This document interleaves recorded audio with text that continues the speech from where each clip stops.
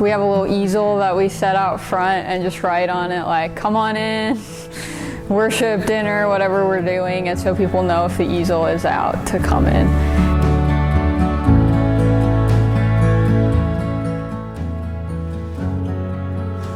So this is not a traditional Episcopal church. Our worship is inspired by the Book of Common Prayer, and yet is adapted in order to be accessible to people who do not read very well or at all. So our liturgical responses are not done off of a page. Oftentimes they're done with a noisemaker, and we use the Common English Bible, which is one of the translations approved by the Episcopal Church, although it's not used by as many congregations, but it's written at a 7th grade reading level. So that's another thing we do. Jesus' love is for all people. Jesus welcomes all people. And so we want to make sure that the riches and the traditions of our liturgy as Episcopalians are accessible to people who are from a variety of backgrounds. People are hungering for connection and for hope. There's a lot of homelessness in Fulton. There's a lot of drug addiction in Fulton. And also right behind the church is Bridgeway, which is a facility, RCF, registered care facility. The majority of the people there are on Social Security, disability, basically for one reason or another, not need some help with tasks of daily living.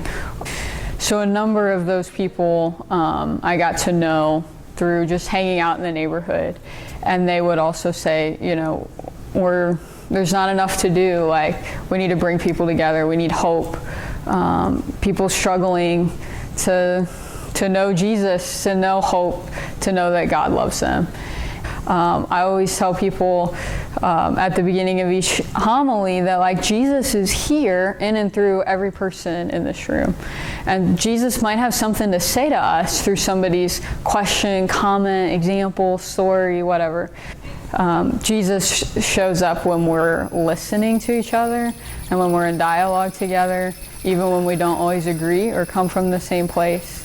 Jesus shows up, and so that's part of each worship service as well. So the new Episcopal communities, the national churches, sort of arm of church planting and helping fund church planting, granted us $30,000 earlier this year, and we're eligible to reapply for that grant for 3 more years, I believe. And so that's a huge blessing. Before that, the Diocese funded the different things that we're doing. And without those grants, what we're doing isn't possible at this time. Yes, so Calvary Episcopal Church has been a wonderful neighbor to us.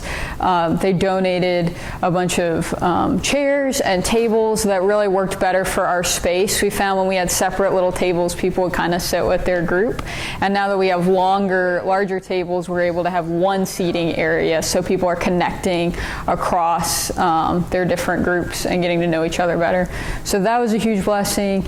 One of the things that's going to be huge is when we do get, we're hoping and praying for some other funding to come through to be able to complete our remodel of our basement, so that we will have a kitchen, a shower, and a washer and dryer to be able to share with the community. Like I mentioned, when we gather people together for worship, we talk about how Jesus is present through every single person in that room.